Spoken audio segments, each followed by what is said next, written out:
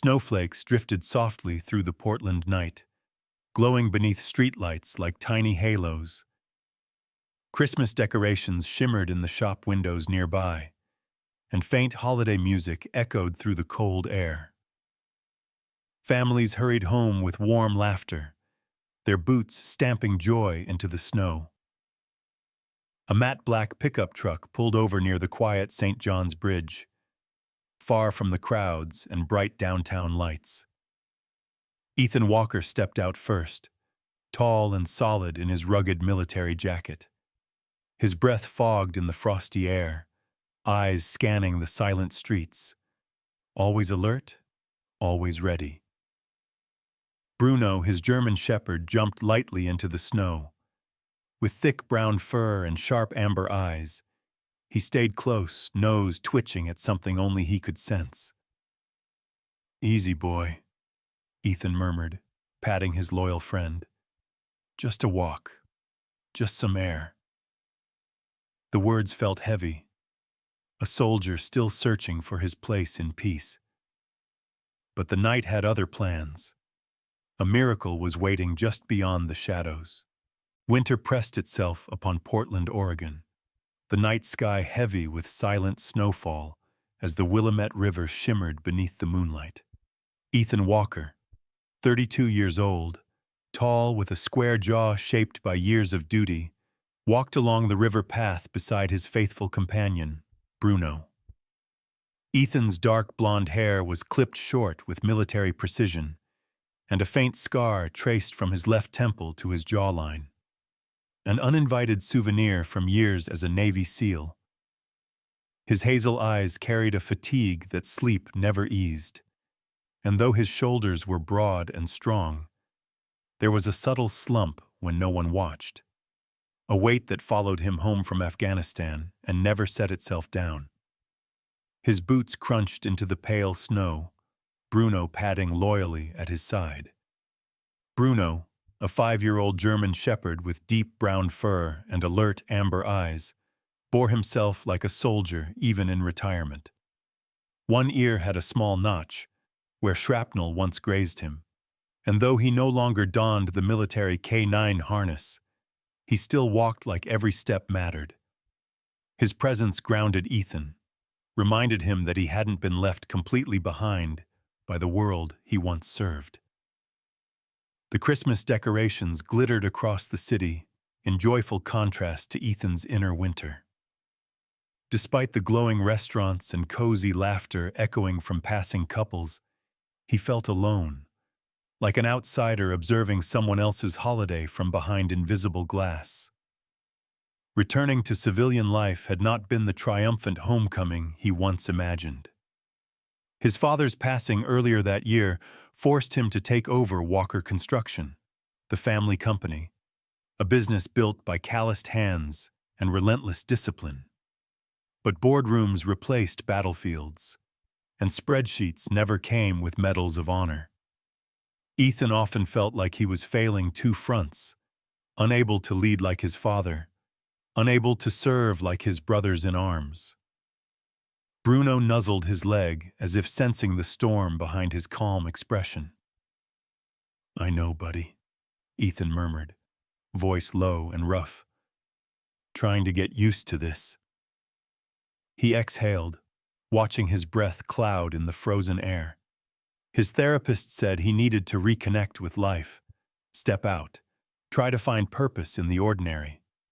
But the ordinary felt hostile, too quiet, too empty, and memories lurked like shadows when he was still too long.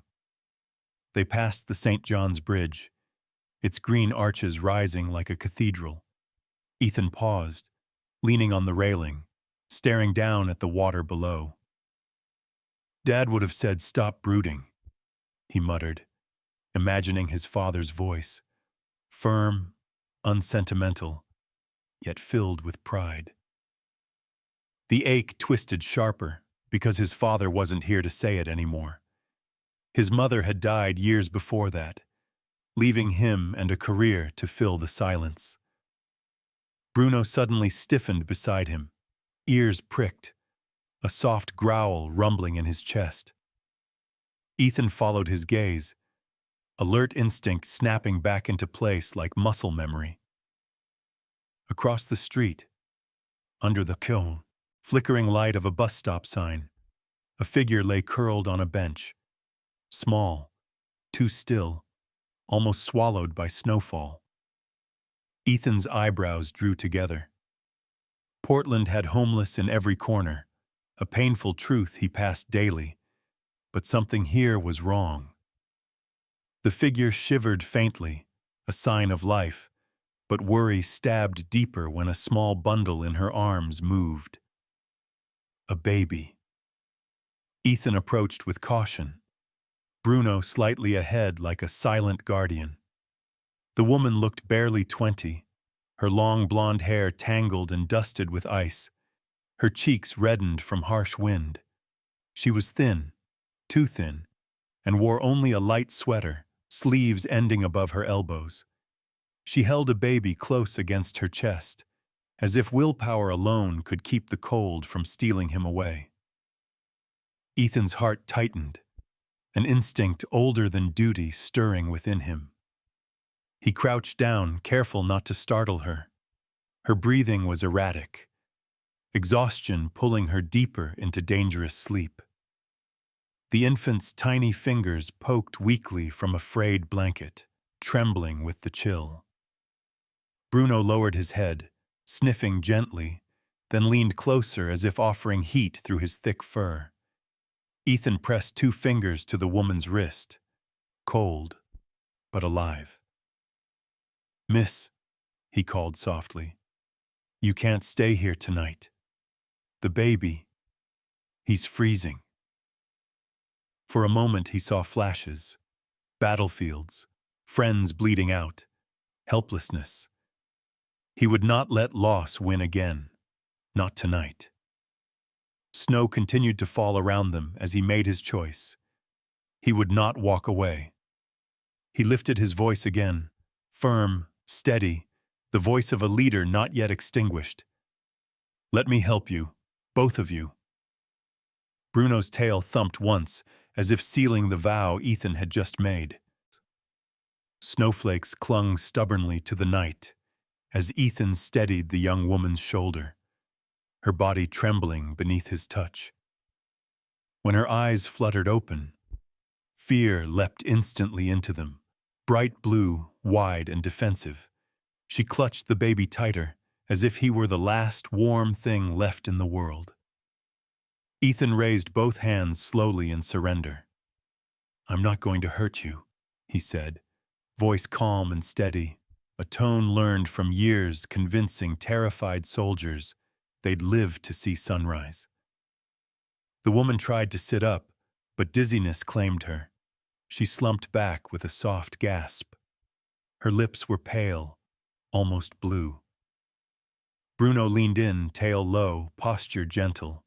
He was large, nearly 75 pounds, with a broad chest and noble stance. But in this moment he made himself small, lowering his head so she could see the kindness in his amber eyes. "His name is Bruno," Ethan said quietly. "He's a good guy." A weak sound left her throat, a whimper blended with a shiver. Ethan noticed then her long blonde hair, tangled by wind, her nose delicately shaped but reddened from cold, and the way she curled her thin body around the child, sacrificing herself for him. Her youth was startling. 20? Maybe 21? Far too young to be sleeping beneath falling snow. "I'm Ethan," he tried again. "Let me take you somewhere warm." She shook her head, panic sparking. "No hospitals," she rasped, voice strained, breath shaky. Ethan didn't push. Something about the way her hand trembled revealed that hospitals weren't merely buildings to her. Perhaps fear, shame, or a painful memory lived there. "All right," he murmured. "Not the hospital. My truck is right there. 5 minutes from here you'll be warm." She hesitated. Her eyes flicked to Bruno, and when he nuzzled the baby gently with his snout, ever so careful not to frighten, she exhaled in defeat. Ethan slipped his coat around her shoulders.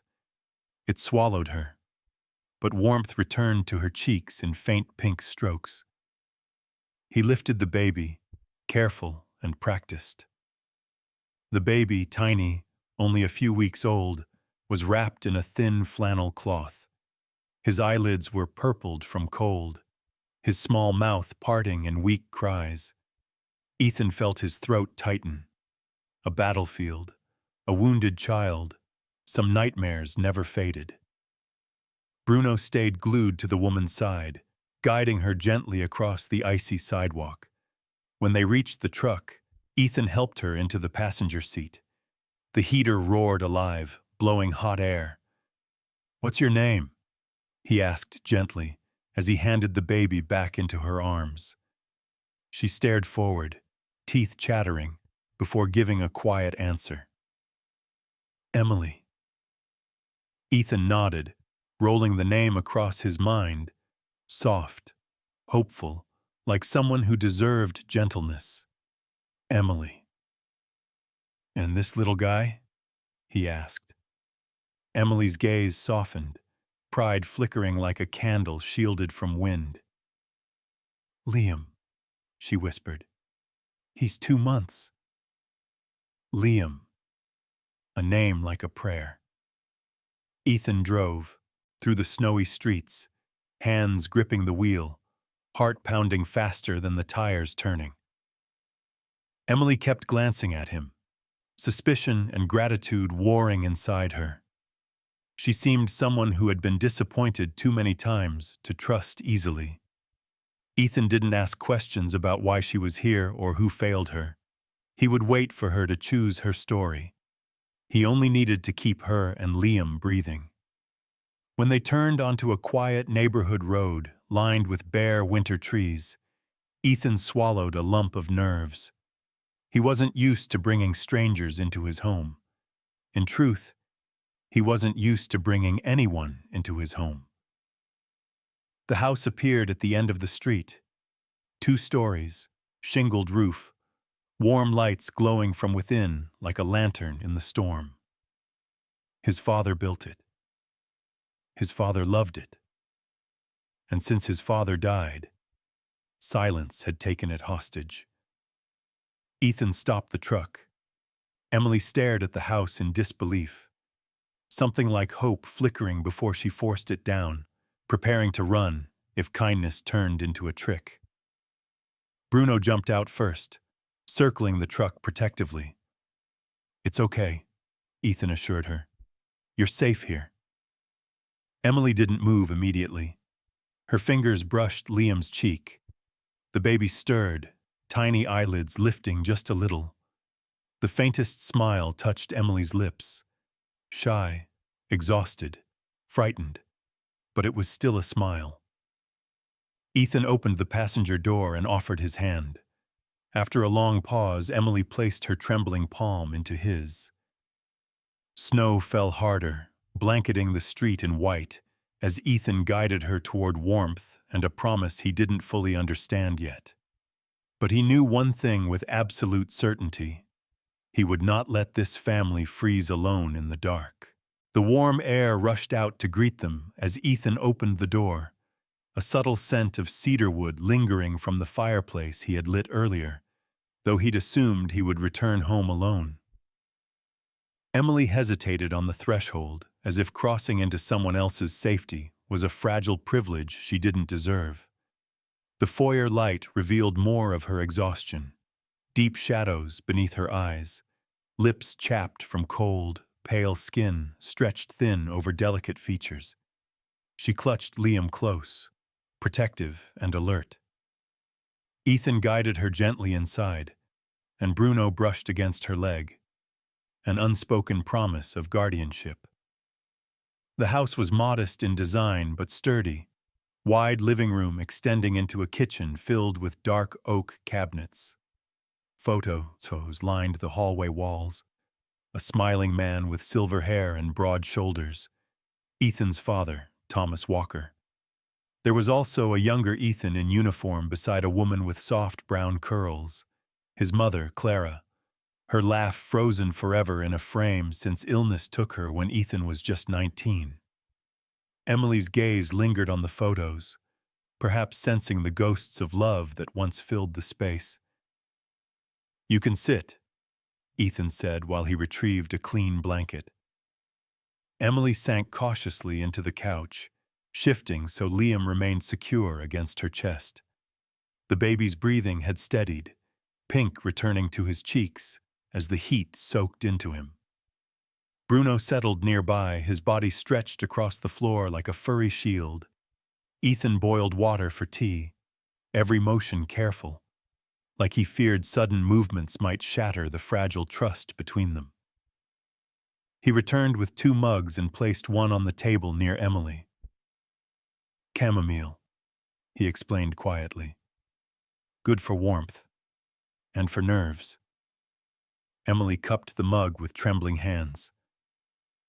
"Thank you," she murmured, voice hoarse but sincere.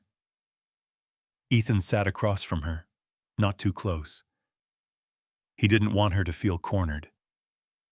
Silence stretched between them, but it wasn't as cold as the silence on the bridge. It was a silence that waited, patient, open, for her to speak first. After a moment, she looked down at Liam's tiny face. "We left yesterday," she said, barely more than a whisper. "We walked all day. I thought there'd be shelters, but they were full. No one wanted us there. No one wants a girl who made a mistake." Ethan shook his head slowly. "A mistake doesn't define who you are." She flinched like the words were too kind, too dangerous. "Maybe," she muttered, though hope flickered briefly in her blue eyes. Liam whimpered, rooting weakly, and Emily stiffened with worry. Ethan stood without hesitation. "I have powdered formula here somewhere," he said, searching cupboards. "My sister keeps it stocked when she visits with my niece." It took only minutes before Ethan returned with a bottle warmed just right. Emily hesitated, but when Liam suckled eagerly, her entire body loosened. For a moment she allowed relief to soften her hard edges. Bruno's ears perked, warm eyes watching as if ensuring mother and child were finally safe. A knock suddenly rattled the door. Ethan stiffened, instinct snapping alert. He moved quietly toward the entryway and cracked it open. A woman stood outside, bundled in a puffer jacket. Laura Bennett, his neighbor in her late 50s. She was short, with curly gray-streaked hair and round glasses. Laura had a warm smile that made everyone in the neighborhood feel known, but also a keen curiosity that sometimes crossed boundaries. "Ethan, honey," she chirped, peeking behind him. "I saw your truck earlier. Oh, you have guests?" Ethan stepped slightly in front of the doorway instinctively, blocking her view of Emily. "It's late, Laura. Everything okay?" She blinked, reminded of her purpose. "Ah, yes. Just checking in. There was a report on the news about a break-in a few blocks over. Thought you should know." Ethan nodded, tension licking up his spine. "Thanks. We're fine here." Laura's eyes lingered suspiciously toward the interior, but she respected his boundary and waved goodbye. "Well, lock your doors. Night." When she vanished down the walkway, Ethan closed the door, mentally filing away the warning, a reminder how thin the line between safety and danger could be. Emily's voice trembled behind him. "We shouldn't stay. We'll cause trouble." Ethan turned, eyes steady. "You're not trouble." He looked to Liam, finally asleep, then to Bruno, who watched him with quiet approval.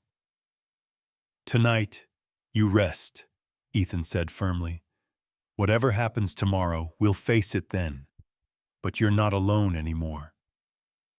Emily stared at him, conflicted, afraid of believing those words.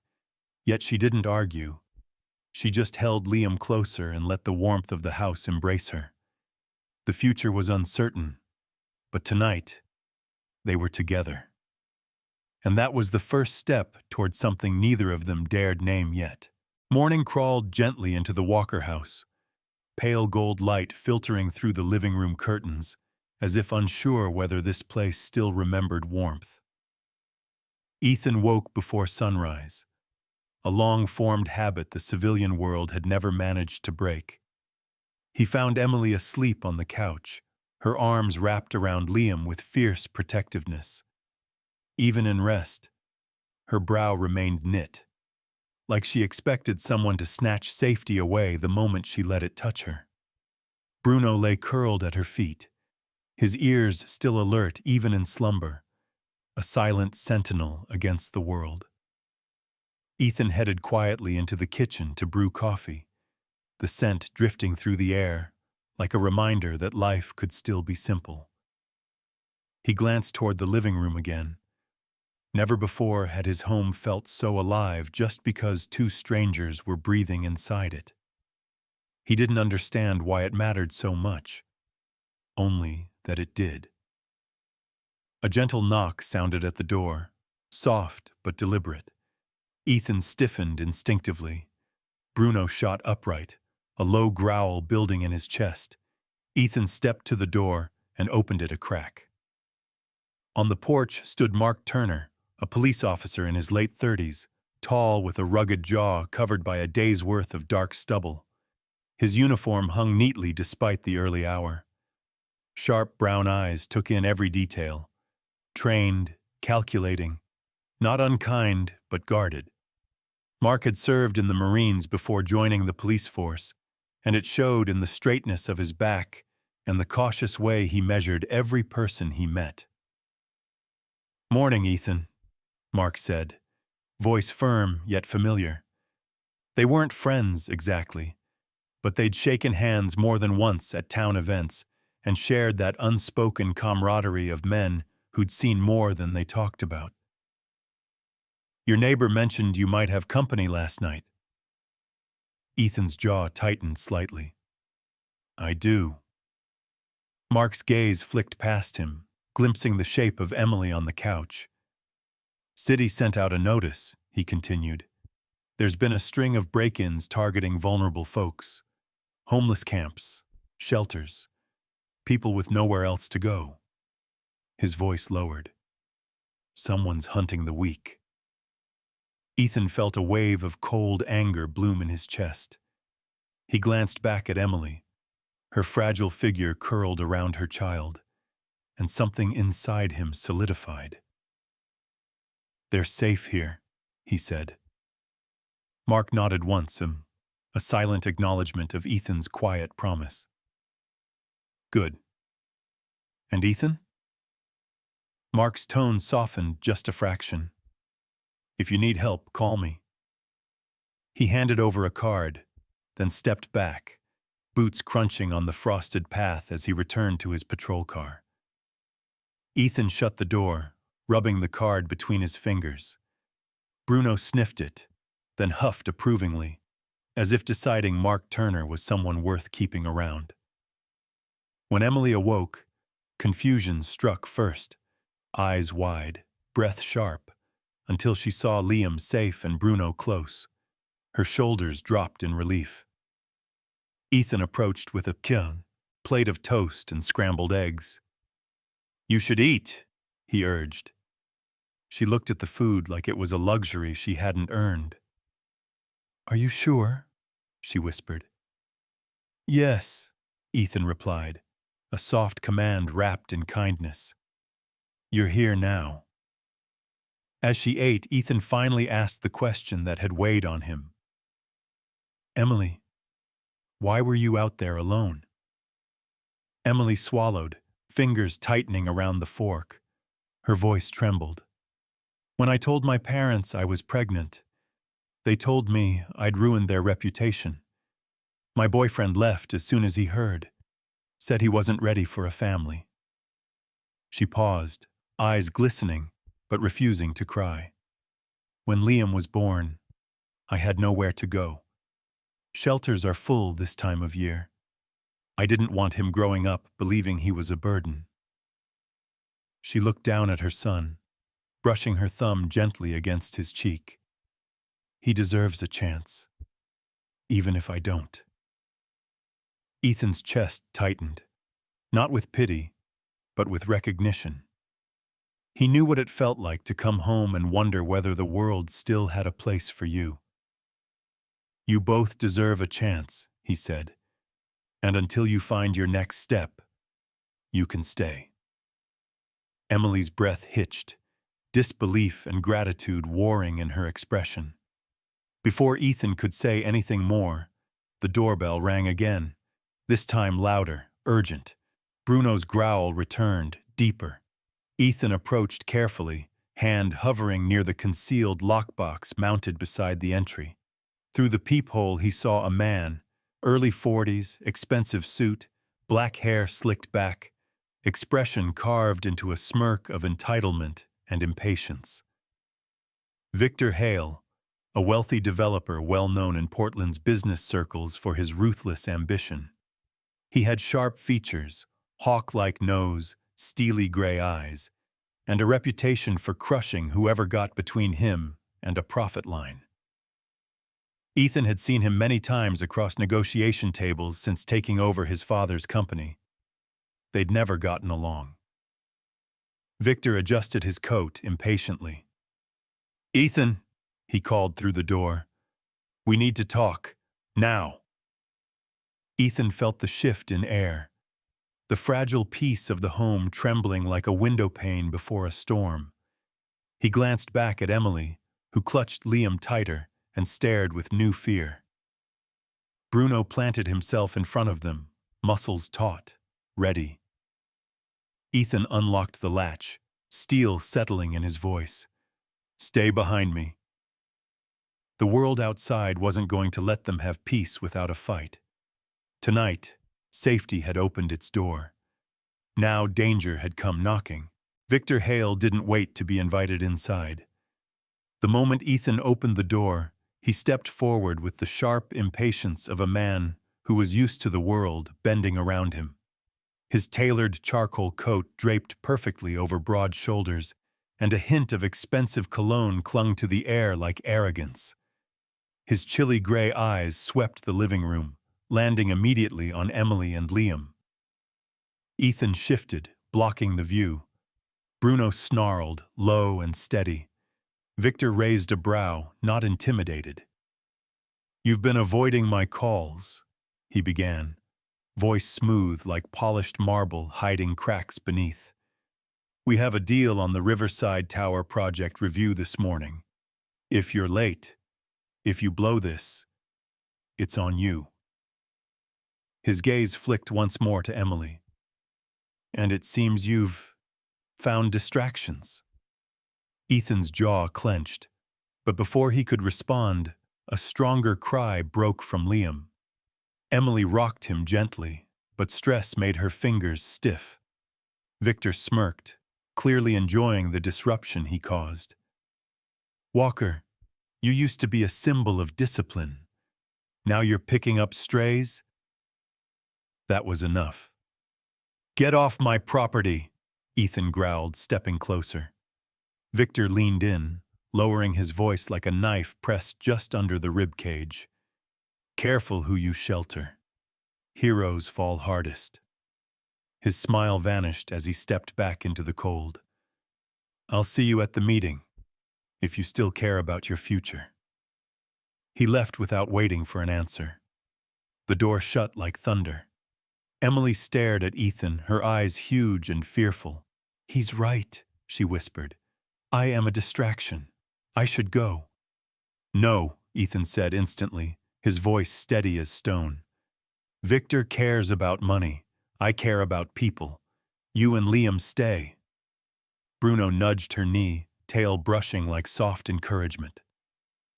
Liam's cries quieted, eyelids fluttering. Ethan inhaled hard, mentally shifting from protector to provider. There was a war to fight in two places: the company his father built, and the family fate had dropped into his arms.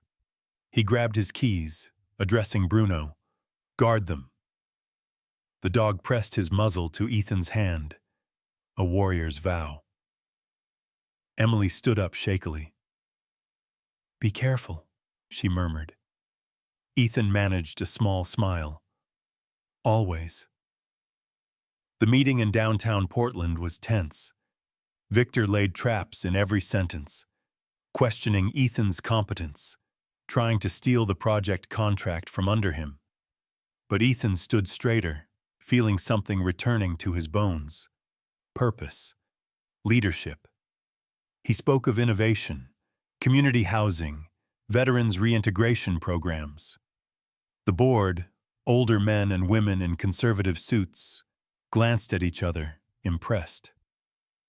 The vote landed in Ethan's favor. Victor's glare promised revenge, but Ethan just walked out with new strength burning in his chest. Back home, twilight painted the sky with a glow like warming embers. Ethan entered, bracing for the worst. Instead, he found Emily standing in the kitchen, awkwardly stirring soup on the stove. Her blonde hair was tied up loosely, shoulders wrapped in a soft cardigan he'd given her. She jumped when she saw him, then offered the smallest smile. "I tried, cooking something, to say thank you." The scent, chicken noodle soup, humble and heartfelt, filled the room. Liam lay in a nearby bassinet that Ethan had pulled from storage. His little chest lifted and fell steadily. Bruno sat beside him like a furry guardian angel. Ethan swallowed the lump rising in his throat. "Looks amazing." "It's not much," she said quickly. "It's everything," he replied.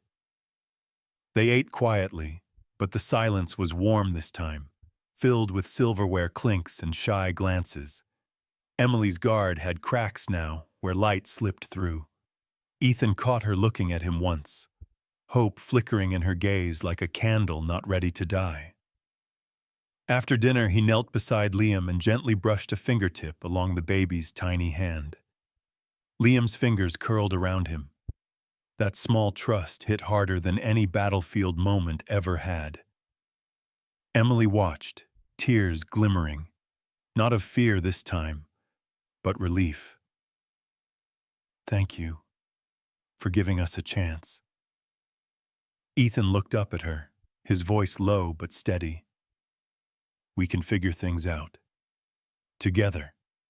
One day at a time." A soft knock came from the door. Bruno checked first. When the door opened, Officer Mark Turner stood with two stuffed toys in hand, one a plush puppy for Liam, the other shaped like a little star. His stern face softened. "Figured the kid might like these." Emily smiled, a genuine, grateful smile. Ethan nodded. "Thanks, Mark." Mark tipped his hat. "Call if you need anything," then left without lingering. Ethan turned back to Emily and Liam.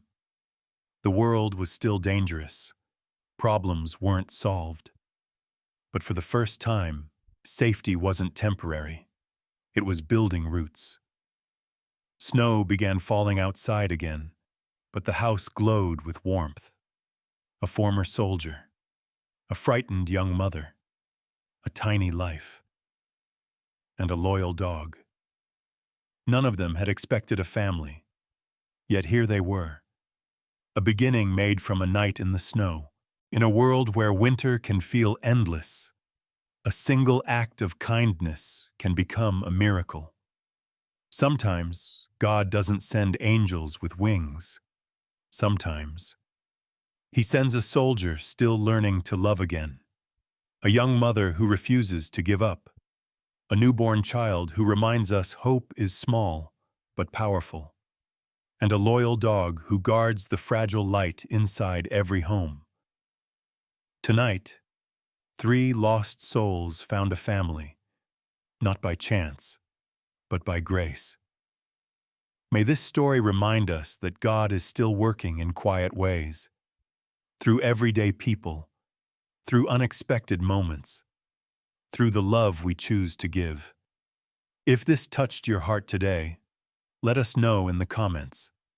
Has God ever led you to a miracle you didn't expect? Please share this video so more people can feel the warmth of His love. Subscribe to the channel to support more inspiring dog hero stories. And may God bless you and protect every lonely heart still waiting for their own miracle to arrive.